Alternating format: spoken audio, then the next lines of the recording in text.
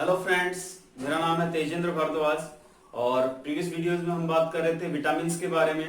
आज हम बात करेंगे मिनरल्स के बारे में। तो दोस्तों, हमने देखा कि मिनरल्स और विटामिन दोनों के क्या होते हैं, मेटाबॉलिक रेगुलेटर होते हैं या फिर शरीर की जो उपापचयी अभिक्रियाएं होती हैं उनको नियंत्रित करते हैं। तो देखते हैं हम मिनरल्स कितने टाइप के होते हैं, उनके क्या क्या फंक्शन होते हैं। तो चलिए शुरुआत करते हैं। तो दोस्तों, मिनरल्स साल्ट एंड मिनरल्स होते हैं, उनको कहते हैं हम खनिज लवण। ठीक है, मिनरल्स का मतलब खनिज, साल्ट का मतलब लवण। और जो खनिज का मतलब है, ये खनिज से हम याद रखेंगे खानों से प्राप्त होते हैं, माइन से, इसलिए इनको खनिज कहा जाता है। ये जो माइन लिखा हुआ है, मिनरल में माइन लिखा हुआ है, मतलब ये जब हम खनन कार्य करते हैं, डिगिंग करते हैं, तब हमको वहां से कुछ ऐसे एलिमेंट मिलते हैं, मतलब तत्व मिलते हैं जो उनका यूज किया जाता है। जैसे आयरन के अयस्क मिल गए तो आयरन का यूज कर लिया, ठीक है, कॉपर मिल गया, ठीक है। इस प्रकार से बहुत सारे ऐसे अयस्क मिलते हैं खनिज। लेकिन हमारी बॉडी के अंदर कैसे मिलते हैं ये? तो दोस्तों, जब हम खाना खाते हैं, अलग अलग चीजें खाते हैं, जैसे हरी सब्जियां खाई, अनाज, फल, सूखे मेवे, मतलब बहुत सारी चीजें हैं जो हम भोजन के रूप में लेते हैं। तो उनमें क्या होता है, अलग अलग खनिज पदार्थ पाए जाते हैं, ऐसे मिनरल्स पाए जाते हैं जो हमारी बॉडी की ग्रोथ और डेवलपमेंट में हेल्प करते हैं।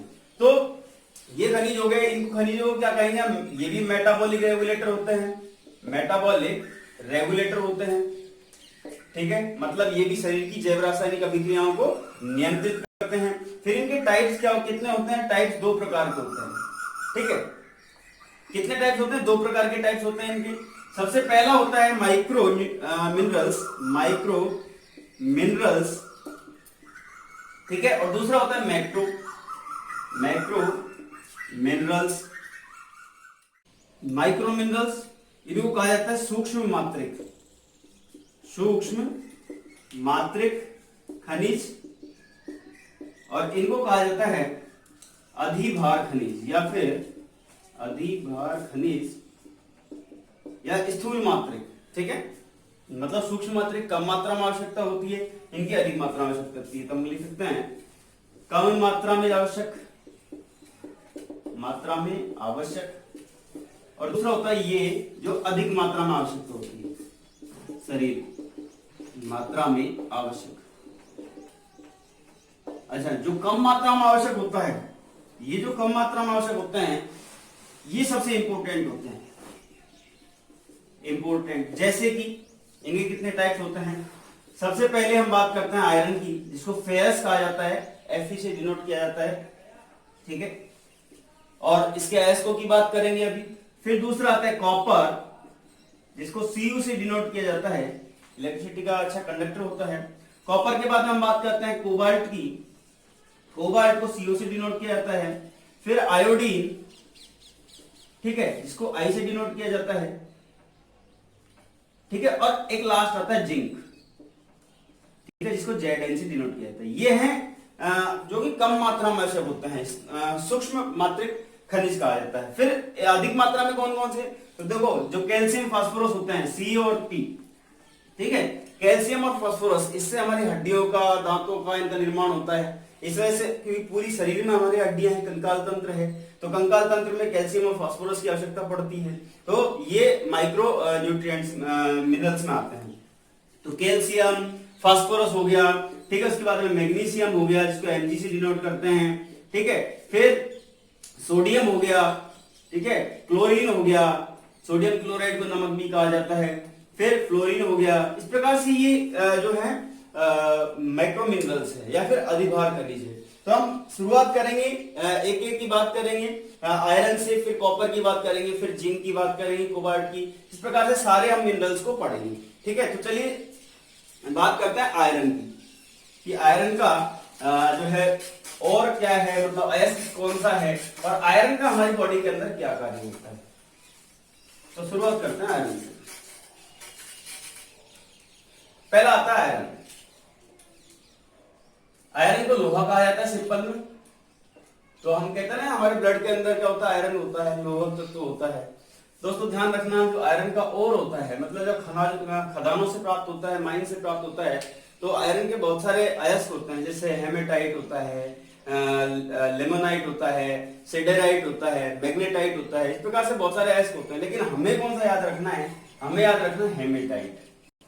हेमेटाइट आगे बात करेंगे, हीमोग्लोबिन से संबंधित होता है और नाम भी आ रहा है हेमे, ठीक है ना, और उसमें हीमो आता है। आयरन की इसकी बात होगी। अब इसके स्रोत कौन से होते हैं भाई? सोर्सेज की बात करते हैं, कौन कौन सी चीजों में आयरन है वो पाया जाता है। तो जितनी भी हरी सब्जियां होती हैं, ठीक है, हरी सब्जियां हो गई, पालक हो गया, पालक में सबसे ज्यादा पाया जाता है, सेब है और फिश। तो पालक में सबसे ज्यादा, सबसे अधिक किसमें पाया जाता है? पालक के अंदर सबसे अधिक आयरन पालक के अंदर पाया जाता है, फिर हरी पत्तेदार सब्जियों में पाया जाता है, फिर एप्पल के अंदर पाया जाता है। अब बात करते हैं इसका कार्य क्या होता है। तो दोस्तों ध्यान रखेंगे, इसका कार्य होता है आरबीसी के निर्माण में हेल्प करना। अब आरबीसी के निर्माण में हेल्प कैसे करता है ये? तो दोस्तों आरबीसी का निर्माण कहां पर होता है? आरबीसी का निर्माण होता है जो हमारी लंबी हड्डियां होती हैं, ठीक है, जैसे फीमर, ह्यूमरस, इनके अंदर क्या होता है? हमने कहा अस्थि मज्जा पाई जाती है, बोन मैरो पाई जाती है, फ्लूइड होता है ब्राउन कलर का, भूरे कलर का, उसको बोन मैरो कहा जाता है, बोन मैरो या फिर अस्थि मज्जा। और अस्थि मज्जा के हमने पढ़ा था, अस्थि मज्जा की बात की थी तो हमने देखा था कि इसके अंदर दो प्रकार की मैरो पाई जाती है, एक येलो होती है और एक रेड होती है। जो रेड मैरो होती है उससे आरबीसी का, रेड ब्लड कार्पसल्स का निर्माण होता है, ठीक है। तो अस्थि मज्जा के अंदर आरबीसी का निर्माण होता है। और आरबीसी का निर्माण कैसे होता है? तो दोस्तों ध्यान रखेंगे, जो आयरन होता है, आयरन का एस्क जो कहा जाता है, तो आयरन को हम कहते हैं हीमो, ठीक है। और इसके साथ में एक प्रोटीन होती है ग्लोबुलिन, ये प्रोटीन होती है, जब ये मिल जाती है इसके अंदर तो ये किसका निर्माण करती है? हीमो यहां से आ गया, आयरन यहां से आ गया, ग्लोबुलिन यहां से आ गया, तो ये किसका निर्माण करती है? हीमोग्लोबिन का। और इसको किससे डिनोट करते हैं? एचबी से। तो हीमोग्लोबिन का निर्माण करते हो जाता है, ठीक है, किसके अंदर? अस्थि मज्जा के अंदर। और हीमोग्लोबिन कहां पाया जाता है? हीमोग्लोबिन हमारे ब्लड के अंदर होता है, ठीक है। और इसका कार्य क्या होता है हीमोग्लोबिन का? तो इसका कार्य होता है जो हम श्वसन करते हैं, तो श्वसन करते समय ऑक्सीजन को इनहेल करते हैं, तो ऑक्सीजन वायु कोष्ठकों के थ्रू, जो हमारे लंग्स होते हैं, फेफड़े होते हैं, फेफड़ों के अंदर बहुत छोटे छोटे वायु कोष्ठक होते हैं, उनके थ्रू ये ब्लड के अंदर घुलती है ऑक्सीजन। और ब्लड में भी क्या पाया जाता है? हीमोग्लोबिन। तो हीमोग्लोबिन क्या करेगा? ऑक्सीजन का परिवहन करेगा, परिवहन करके अंगों तक पहुंचाता है,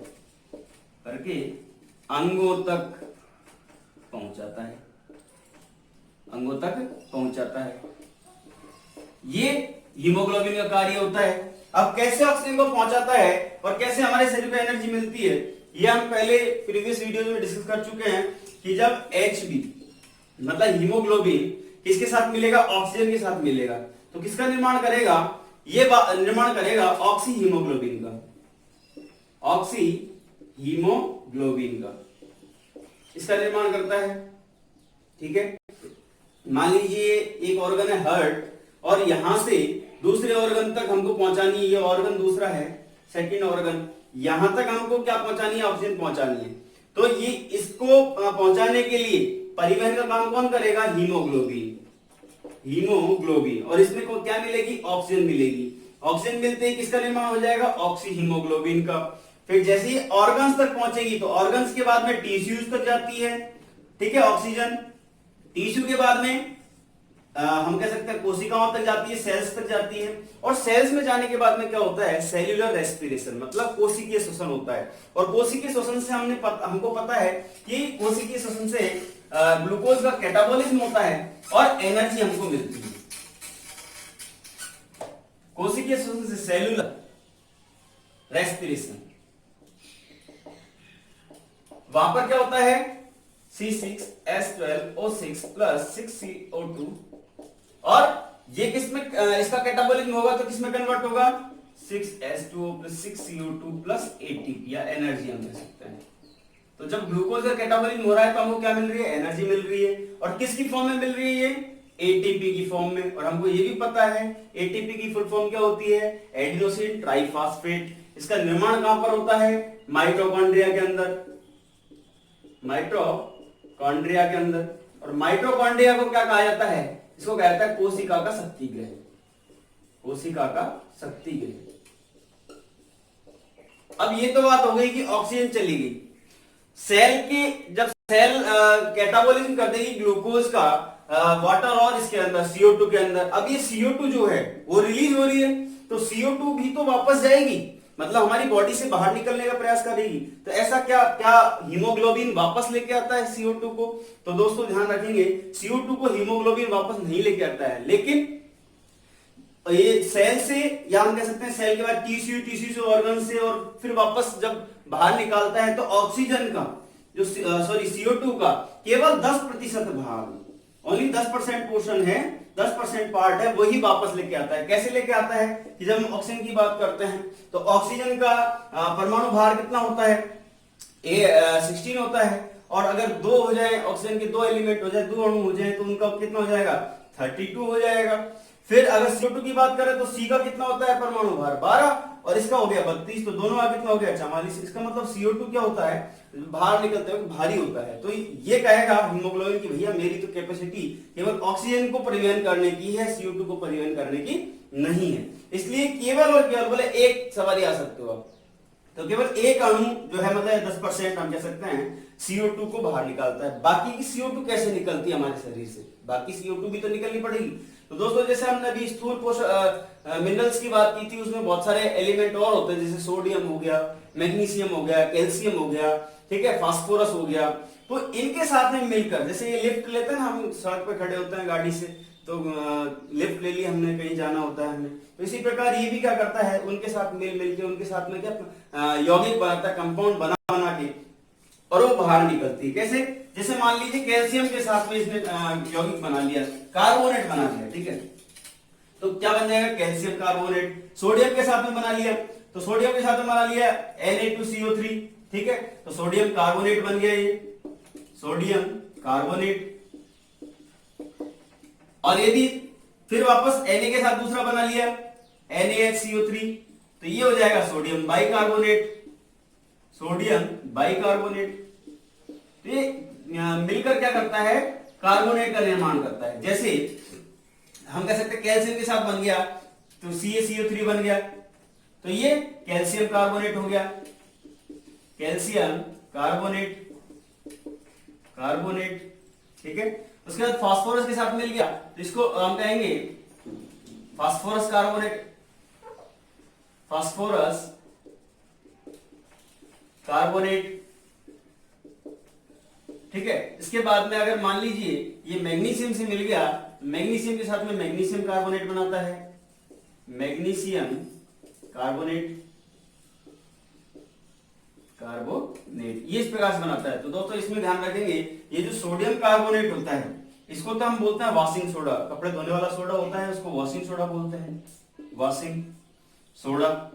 और ये जो होता है सोडियम बाइकार्बोनेट इसको बोलते हैं बेकिंग सोडा, बेकिंग सोडा। अच्छा, जो कैल्शियम और मैग्नीशियम ये तो इनके साथ में जब कार्बोनेट बनाता है, या हम कह सकते हैं इनके साथ में जब बाइकार्बोनेट बनाता है, इनका एक और कार्य होता है, ये जल की अस्थायी कठोरता, जल की अस्थायी कठोरता को दूर करते हैं, कठोरता को दूर करते हैं, दूर करते हैं। एक बात और ध्यान रखेंगे कि यदि हमारे शरीर के अंदर CO2 की अधिकता हो जाए, शरीर में CO2 की अधिकता हो जाए, शरीर में CO2 की अधिकता हो जाए, इंक्रीमेंट हो जाए CO2 का, तो क्या होगा? तो दोस्तों ध्यान रखेंगे, सुस्ती आएगी, पहली बात, नींद आने की वो होगी, ठीक है। और जैसे हम जम्हाई लेते हैं, जम्हाई मतलब मुंह फाड़ते हैं ना, उसको कहते हैं। तो इन सारे प्रोसेस का हम कह सकते हैं जनरेशन होगा, मतलब सुस्ती आने लग जाएगी, थोड़ी हल्की झपकी आने लग जाएगी, नींद आने लग जाएगी, जमाई आने लग जाएगी CO2 की अधिकता से।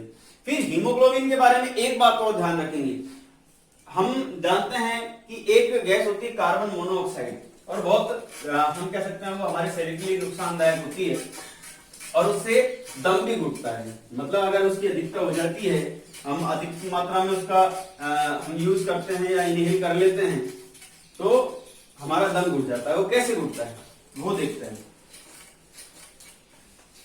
तो दोस्तों ध्यान रखेंगे हीमोग्लोबिन के साथ में जब CO मिल जाती है, कार्बन मोनोऑक्साइड मिल जाती है, कार्बन मोनोऑक्साइड, और इसकी हीमोग्लोबिन की एक खासियत क्या होती है कि जब भी इसको कहीं CO दिखती है तो ये इसके निकट रहना चाहता है। ठीक है, इसके मतलब अगर मान लीजिए एक कमरे में अंगीठी जल रही है, ठीक है, अंगीठी जिसमें से कार्बन मोनोऑक्साइड, हमको पता है जब अंगीठी जलती है तो कार्बन मोनोऑक्साइड रिलीज होती है, तो कार्बन मोनोऑक्साइड रिलीज होती है तो कार्बन मोनोऑक्साइड क्या होगा, हम इनहेल करेंगे, फिर इसके साथ में हीमोग्लोबिन के साथ में मिल जाएगी, और हीमोग्लोबिन के साथ मिल जाएगी, इसका मतलब ये कैरी किसको करता है, ऑक्सीजन को, मतलब ये ऑक्सीजन का परिवहन करता है। लेकिन जैसे ही CO मिलेगी तो ये ऑक्सीजन का परिवहन कम कर देगा, तो जब ऑक्सीजन का परिवहन कम कर देगा तो हमारे शरीर को ऊर्जा भी कम मिलेगी, क्योंकि ग्लूकोज का कैटाबॉलिज्म कम होगा, एनर्जी भी कम मिलेगी, हमारे शरीर को मतलब ऊर्जा कम मिलेगी, तो फिर हम कह सकते हैं कि धीरे धीरे हमारा क्या हो जाएगा, दम घुट जाएगा, घुट जाता है, और अगर सही समय पे नहीं चेते तो डेथ भी हो जाती है। ठीक है ना, तो ये हीमोग्लोबिन का फंक्शन हो गया, ये आयरन का फंक्शन हो गया। अब सेकंड बात करते हैं हम, सेकंड जो हमारा पोषक तत्व सॉरी मिनरल है उसको कहेंगे कॉपर, और कॉपर भी देखिए आयरन की कमी से हमने रोग नहीं पड़ा, आयरन की कमी से जो है एनीमिया रोग होता है, क्योंकि आरबीसी का निर्माण नहीं होता, तो आरबीसी का निर्माण क्यों नहीं होता, क्योंकि उसके अंदर हीमोग्लोबिन का निर्माण नहीं होगा, इस वजह से एनीमिया रोग रहता है। फिर कॉपर की बात करते हैं, कॉपर को CuC डिनोट करते हैं, तो दोस्तों ध्यान रखेंगे सबसे पहले तो इसका अयस्क क्या होता है, इसका अयस्क होता है क्यूपराइट, क्यूपराइट, ठीक है, और इसके स्रोत क्या होते हैं, तो इसके स्रोत वही होते हैं दूध, अनाज, फल और सब्जी, ये इसके अयस्क होते हैं। इसका कार्य क्या होता है दोस्तों, जो कॉपर होता है, कॉपर का कार्य क्या होता है कि यह आयरन को पुनः यूज करता है, पुनः उपयोग में लेता है, उपयोग में लेता है, ये इसका कार्य होता है। कैसे लेता है दोस्तों, ध्यान रखेंगे, हमने कहा था कि अस्थि मज्जा के अंदर जो है आरबीसी का निर्माण होता है, आरबीसी के अंदर हीमोग्लोबिन होता है, और हीमोग्लोबिन किस किस से मिला होता है, हीमो मतलब आयरन और ग्लोबुलिन से, ठीक है, ये ग्लोबुलिन ये प्रोटीन है, तो इससे मान लीजिए हीमोग्लोबिन का निर्माण हो गया। और हीमोग्लोबिन में मतलब हीमोग्लोबिन किसमें पाया जाता है, आरबीसी के अंदर, और हमने देखा कि आरबीसी का जो लाइफ स्पैन होता है, लाइफ साइकिल या जीवन चक्र होता है आरबीसी का 120 दिन का होता है, 120 डेज का। 120 दिन के बाद में आरबीसी क्या होती है, डेथ होती है आरबीसी की, ठीक है। आरबीसी की डेथ होगी, कहां पर होती है, तो हमारे यकृत का एक भाग होता है, स्प्लीन कहा जाता है, और इसको स्प्लीन को प्लीहा भी कहा जाता है हिंदी के अंदर, ठीक है। उस प्लीहा के अंदर, और अगर देखा जाए तो कई बार क्वेश्चन पूछा जाता है कि आरबीसी का कब्रगाह, the graveyard of RBC is known as, तो स्प्लीन कहा जाता है, उसको प्लीहा कहा जाता है। तो जैसे ही 120 दिन कंप्लीट होंगे तो ये आरबीसी है, मतलब ये जिसमें हीमोग्लोबिन है, हीमो और ग्लोबुलिन दोनों हैं, वो कहा जाएगा स्प्लीन के अंदर, और ये यहां पर आकर कहेगा भैया हम दोनों को सेपरेट कर दो, अलग अलग कर दो, तो ये दोनों सेपरेट हो जाते हैं, हीमो अलग हो जाता है और ग्लोबुलिन अलग हो जाता है। जब हीमो अलग हो जाता है तो इसके पास में क्या आता है, कॉपर आता है। कॉपर कहेगा भैया वापस टेंशन लेने की बात नहीं है, मैं तुम्हें वापस यूज करता हूं आरबीसी का निर्माण करने के लिए, तो ये वापस यूज करता है, ठीक है। इसकी कमी से कौन सा रोग होता है, कमी से रोग, तो दोस्तों ध्यान रखेंगे इसकी कमी से भी कौन सा रोग होता है, एनीमिया या अरक्तता, ठीक है। इसके बारे में एक बात और ध्यान रखेंगे, सबसे बड़ा मतलब सबसे दूसरा बड़ा विद्युत का सुचालक है, विद्युत का सुचालक है, ये कॉपर की बात होगी। अब बात करते हैं कोबाल्ट की। मैं आयरन, कॉपर और कोबाल्ट तीनों इसलिए लिए हैं कि इन तीनों की कमी से कौन सा रोग होता है, अरक्तता, एनीमिया, क्योंकि ये तीनों के तीनों क्या करते हैं, आरबीसी के निर्माण में हेल्प करते हैं, इस वजह से इनकी तीनों की कमी से एनीमिया रोग होता है। अब बात करते हैं कोबाल्ट की। तो जब हमने विटामिन B12 पढ़ा था, और विटामिन B12 का रासायनिक नाम होता है साइनोकोबालेमिन। और हमने ये भी देखा था उसके अंदर कि जो विटामिन B12 है उसके अंदर कौन सी धातु पाई जाती है, कौन सी मेटल पाई जाती है, दैट इज कोबाल्ट। और कोबाल्ट जो होती है, देखिए कोबाल्ट, तीसरी बात करते हैं कोबाल्ट की, जिसको CO से डिनोट करते हैं। और इसके सोर्सेस क्या हैं, स्रोत वही अनाज, फल, सब्जी और मीट, मटन या मांस। ठीक है, ये इसके सोर्सेज होते हैं। कार्य क्या होता है इसका, तो दोस्तों विटामिन B12 के निर्माण में हेल्प करता है, क्योंकि विटामिन B12 में कौन सी धातु होती है, कोबाल्ट होती है। तो यह विटामिन B12 के निर्माण में हेल्प करता है। और विटामिन B12 होता है वो क्या करता है, ये आरबीसी के निर्माण में हेल्प करता है, आरबीसी में हेल्प करता है।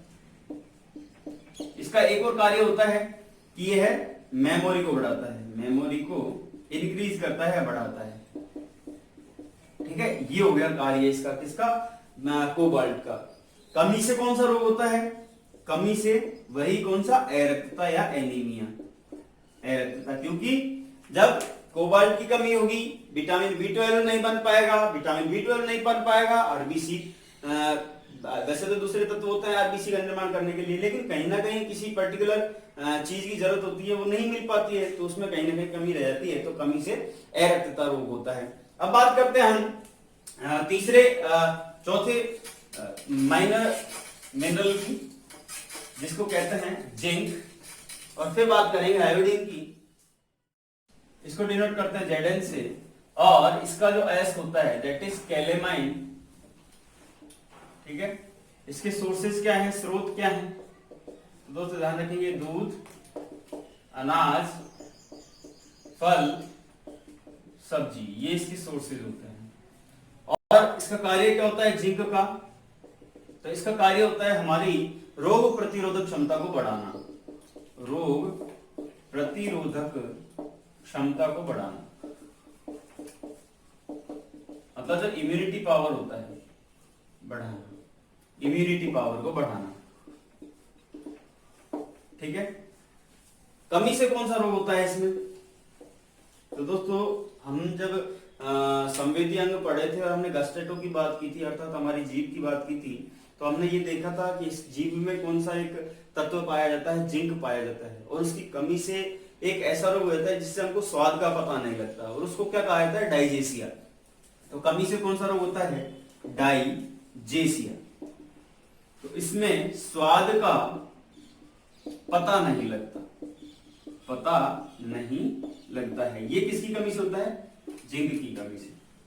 ठीक है, जिंक का और काम होता है, दूसरा क्या होता है कि यह जंग लगने से बचाता है, जंग लगने से बचाता है। कैसे बचाता है, तो हम क्या करते हैं, जिंक की कोटिंग कर देते हैं, जिंक की, या हम कह सकते हैं जिंक क्लोराइड की, जिंक क्लोराइड की परत चढ़ा देते हैं, लोहे पर परत चढ़ा देते हैं। और इस प्रोसेस को क्या कहा जाता है, इस प्रोसेस को देखिए, जैसे मान लीजिए ये आयरन की एक बार है, इसके ऊपर जंग लगेगी, ठीक है, रस्टिंग होगी इसकी। ठीक है, अब रस्टिंग से बचाने के लिए हम क्या करेंगे, एक जिंक क्लोराइड की परत चढ़ाएंगे। और इस प्रोसेस को क्या कहा जाता है, जस्तीकरण या फिर गैल्वेनाइजेशन। इसको गैल्वेनाइजेशन, अपन मार्केट में देखते हैं कूलर आदि, इनका जो मेटल होता है वो कौन सा होता है, जीआई शीट्स यूज में ली जाती हैं। और जीआई शीट का मतलब होता है गैल्वेनाइज्ड आयरन, मतलब जो आयरन की शीट है उसके ऊपर जस्ते की परत चढ़ा दी है और वो जीआई शीट बन जाती है। तो जस्तीकरण की प्रोसेस हो जाती है रस्टिंग से बचाने के लिए, लोहे पर जस्ते की परत चढ़ाई जाती है। और यह कौन सी प्रोसेस है, जस्तीकरण मतलब रस्टिंग लगना, जो जंग लगता है, वो एक केमिकल प्रोसेस है, केमिकल प्रोसेस। और जब हम फिजिक्स पढ़ेंगे तो उसमें देखेंगे कि जो प्रोसेस होती है फिजिकल प्रोसेस और केमिकल प्रोसेस, इनमें क्या डिफरेंस होता है। मतलब केमिकल प्रोसेस है तो इसमें एक नया एलिमेंट बन जाता है, इसकी रासायनिक गुणों में परिवर्तन हो जाता है। और इसके बारे में बात करेंगे, इसका जो वेट होता है इस प्रोसेस में, वो प्रेस जो वेट होता है वो या तो इंक्रीज हो जाता है या फिर डिक्रीज हो जाता है। फिजिकल प्रोसेस की बात करते हैं तो उसके भौतिक गुणों में कोई परिवर्तन नहीं होता। जैसे अगर बर्फ है, उसका मेन उसका एलिमेंट क्या है, वाटर है, H2 है।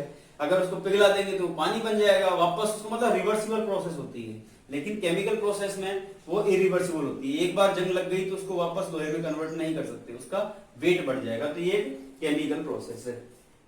फिर बात करते हैं हम आयोडीन की। तो दोस्तों आयोडीन नमक में पाया जाता है, हम कह सकते हैं आयोडीन युक्त नमक। तो आयोडीन आई से डिनोट करेंगे, ठीक है। और इसका सोर्स क्या होता है, स्रोत क्या होता है इसका, तो इसका सोर्स होता है नमक। और नमक खारा होता है एक तरह से।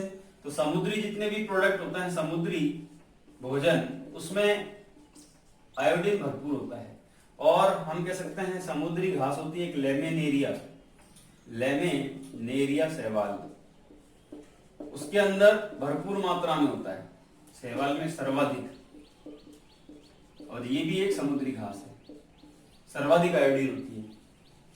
अब बात करते हैं इसका कार्य क्या होता है आयोडीन का। तो हमने देखा आयोडीन की कमी से क्या होता है, घेंगा रोग, मतलब गले के अंदर गलगंड रोग हो जाता है, गोइटर रोग हो जाता है। इसका मतलब वो कहां पर होता है, थायराइड ग्रंथि में। तो इसका कार्य क्या होता है आयोडीन का, थायराइड ग्रंथि को स्वस्थ रखना, थायराइड ग्रंथि को स्वस्थ रखना या फिर इस थायराइड ग्रंथि से एक हार्मोन स्रावित होता है, हमने ग्रंथि तंत्र के अंदर पढ़ा है थायरॉक्सिन हार्मोन का निर्माण करना। अगर मान लीजिए आयोडीन की कमी हो जाए, निर्माण करता है, ऐसे लिख लीजिए। अगर आयोडीन की कमी हो जाए तो आयोडीन की कमी से गलगंड रोग होता है, गोइटर रोग होता है। लेकिन थायरॉक्सिन की कमी हो जाए तो क्या होता है, ये भी हम पढ़ चुके, क्रेटिनिज्म बीमारी हो जाती है। तो हम कह सकते हैं कमी से रोग। तो आयोडीन की कमी से तो कौन सा रोग होता है, आयोडीन की कमी से होता है गोइटर या घेंगा जिसे कहा जाता है, या फिर गलगंड, ठीक है। और अगर मान लीजिए थायरॉक्सिन की कमी हो जाए, तो उससे क्या होता है, क्रेटिनिज्म ये रोग हो जाता है। मतलब इसको कहा जाता है जड़ मानवता। और थायरॉक्सिन का कार्य क्या होता है, थायरॉक्सिन का कार्य होता है कि शरीर की मानसिक एवं शारीरिक, फिजिकल एंड मेंटली ग्रोथ, शरीर की फिजिकल एंड मेंटल ग्रोथ। अगर थायरॉक्सिन की कमी हो जाएगी, शरीर की फिजिकल मेंटल ग्रोथ नहीं होगी, तो इससे क्रेटिनिज्म बीमारी हो जाएगी, जड़ मानवता हो जाएगी। इसके अंदर क्या होता है, 40-50 साल का आदमी भी 8-9 साल का लगता है, ठीक है। अब बात करते हैं हम मैक्रोमिनरल्स की, मतलब अधिभार खनिजों की, जिसमें हमने देखा कैल्शियम, फास्फोरस, ये आते हैं, इनकी बात कर लेते हैं। मैक्रोमिनरल्स मतलब अधिभार खनिज, और इनकी अधिक मात्रा में हमारे शरीर को आवश्यकता होती है। कौन कौन से होते हैं, कैल्शियम होता है, फास्फोरस होता है, मैग्नीशियम होता है, जिसको Mg से डिनोट करते हैं। उसके बाद में क्लोरीन होता है, उसके बाद फ्लोरीन होता है, सोडियम भी होता है, ठीक है। कैल्शियम की बात करते हैं तो कैल्शियम कहाँ पाया जाता है, हड्डियों में। हमारी हड्डियां किससे बनी होती है, कैल्शियम और फास्फोरस से। दांतों का भी निर्माण किससे होता है, कैल्शियम और फास्फोरस से। तो दूध, सबसे पहले तो इसके स्रोत देख लेते हैं। दूध, अनाज, फल, सब्जी और लाइम, चूना जो होता है पान के अंदर जो खाते हैं उसके अंदर भी कैल्शियम होता है। सेम एज इसमें भी यही चीज होती है, मतलब इसके भी स्रोत यही होते हैं, दूध, अनाज, फल, सब्जी, इसमें भी कैल्शियम और फास्फोरस दोनों पाए जाते हैं। इसका कार्य क्या होता है, इसका कार्य होता है दांतों तथा हड्डियों का निर्माण करना, हड्डियों का निर्माण करना, मतलब कैल्शियम और फास्फेट, तो ट्राई कैल्शियम फास्फेट बनाते हैं ये, ठीक है। और ट्राई कैल्शियम फास्फेट से दांत और हड्डियों का निर्माण होता है, ठीक है। और फास्फोरस का क्या कार्य होता है? फास्फोरस दांत और हड्डियों को मजबूती प्रदान करता है, इनको मजबूती प्रदान करता है, ठीक है, करना इसका कार्य होता है। जब मैग्नीशियम की बात करते हैं तो इसमें एक दूध, अनाज, फल, सब्जी, मांस इनमें पाया जाता है। दूध, अनाज, हरे पत्तेदार सब्जियां, हरी सब्जियां, ठीक है, हरी सब्जियों में सर्वाधिक होता है मैग्नीशियम। और इसका निर्माण क्या होता है? जो मांसपेशीय गतिविधि होती है, मांसपेशीय गतिविधि, गतिविधियों में हेल्प करना, विधियों में हेल्प करना, ये मैग्नीशियम का कार्य होता है। क्लोरीन की बात करते हैं। क्लोरीन कहां मिलता है? देखिए नमक में, NaCl होता है, सोडियम क्लोराइड, तो उसमें क्लोरीन होता है। नमक या समुद्री भोजन कह सकते हैं, समुद्री घास कह सकते हैं, ठीक है, और फिश में, मछली में। और इसका कार्य क्या होता है? ये शुद्धिकरण का कार्य करता है, प्योरिफिकेशन, मतलब जल का शुद्धिकरण, जल का शुद्धिकरण, प्योरिफिकेशन। एक और बात कि फूलों का रंग उड़ाने के लिए किसका प्रयोग किया जाता है? फूलों का रंग उड़ाने के लिए फ्लोरीन का प्रयोग, सॉरी क्लोरीन का प्रयोग किया जाता है। जब फ्लोरीन की बात करते हैं तो दोस्तों फ्लोरीन से कई बार हम फेस करते हैं फ्लोराइड को, ठीक है। फ्लोरीन कहां पाया जाता है? इसको फ्लोरीन कहते हैं, फ्लोरीन, और इसको क्लोरीन कहा जाता है, क्लोरीन। फ्लोरीन पेयजल में पाया जाता है, जो हम पानी पीते हैं उसमें, ठीक है। और यह है दांतों को सुरक्षा देता है, एक तरह से सुरक्षा। अगर फ्लोरीन की अधिकता हो जाए, अगर फ्लोरीन की अधिकता हो जाए इसके अंदर, तो फ्लोरीन की अधिकता से एक रोग हो जाता है जिसको फ्लोरोसिस बोलते हैं, फ्लोरोसिस। और यदि फ्लोरीन की कमी हो जाए तो फ्लोरीन की कमी से हमारे दांत है वो क्षय होने लग जाते हैं, डिप्लीट होने लग जाते हैं, दंत क्षय कहा जाता है। तो दोस्तों इस प्रकार से मिनरल्स की बात हो गई, जिसमें ये पूरे पोषक तत्वों की बात होगी, जिसमें सबसे पहले विटामिन, हमने सबसे पहले पढ़ा वसा के बारे में, फिर कार्बोहाइड्रेट के बारे में, प्रोटीन के बारे में, फिर मिनरल्स के, विटामिन के बारे में, फिर मिनरल्स के बारे में हमने इसमें स्टडी की है। तो ये हमारा पूरा पोषक तत्व था।